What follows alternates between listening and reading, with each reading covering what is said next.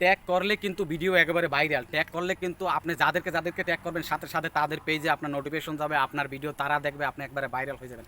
Tag করলে কি সুবিধা আছে, ট্যাগ করলে কি অসুবিধা আছে, এই জিনিসটি নিয়ে আজকে আলোচনা করব। আপনারা ভিডিওটা প্লিজ দয়া করে স্কিপ করবেন না, পুরো ভিডিওটা দেখুন।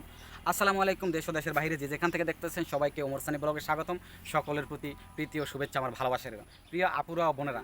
আপনারা একটা পেজ খুলেই কী করেন, সাথে সাথে অন্য ভাইদেরকে ট্যাগ করা শুরু করে দেন, ঠিক আছে? কারো ট্যাগে মনে করেন 50 জন পর্যন্ত আছেন। এটা কী ধরনের অভ্যাস ভাইয়া? আপনি কি জানেন ফেসবুক থেকে ট্যাগ করা নিষেধ করা হয়েছে? ফেসবুক ট্যাগ করা পছন্দ করে না, ফেসবুক কাউকে দাওয়াত দেওয়া পছন্দ করে না, কাউকে আমন্ত্রণ করা পছন্দ করে না।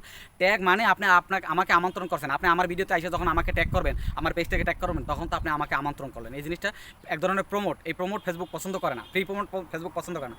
আর একটা প্রবলেম হচ্ছে ভাইয়েরা আপুরা, এটা কি জানেন, আমার ভিডিওতে যদি ফ্ল্যাট কন্টেন্ট থাকে, পলিসি ইস্যু থাকে, ঠিক আছে, আমার এখানে যদি কোনো ভাইলেশন থাকে, আপনি ট্যাগ করার মাধ্যমে সেই policy issue, violation, flat content যত রকমের সমস্যা থাকবে সবগুলো আপনার পেজে গিয়ে যাবে। আপনার মনিটাইজেশন হইলে ওই সময় আপনাকে ঝামেলা করবে, তখন আপনি আর এই কোথাও খুঁজিয়া খাইজা পাবেন না, আমারও পাবেন না, আপনি ট্যাগ রিমুভ করতে পারবেন না। আর আমিও তো আপনার এই সমস্যার কারণে বাইরে থাকবো যখন আমার মনিটাইজেশন আসবে। তাই ভাইয়েরা আপুরা, ফেসবুক যারা নতুন পেজ খুলছেন তারাই অধিকাংশ ট্যাগ করেন।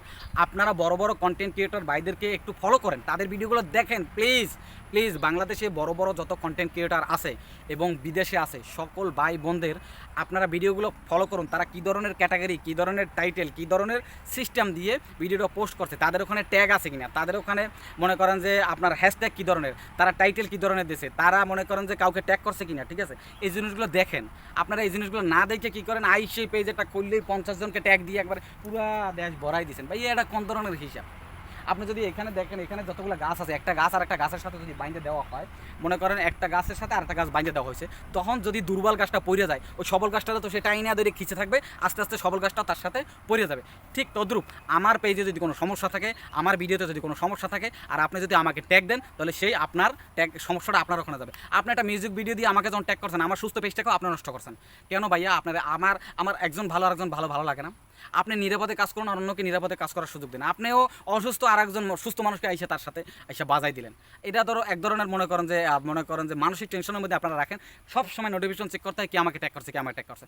ভাইয়েরা, যদি আপনারা ফেসবুক থেকে কখনো ইনকাম করতে চান, প্রফেশনালি ফেসবুকটাকে নেন, ঠিক আছে, প্রফেশনালি কাজ করেন, কাউকে টোটালি কোনোদিন ট্যাগ করবেন না, ঠিক আছে?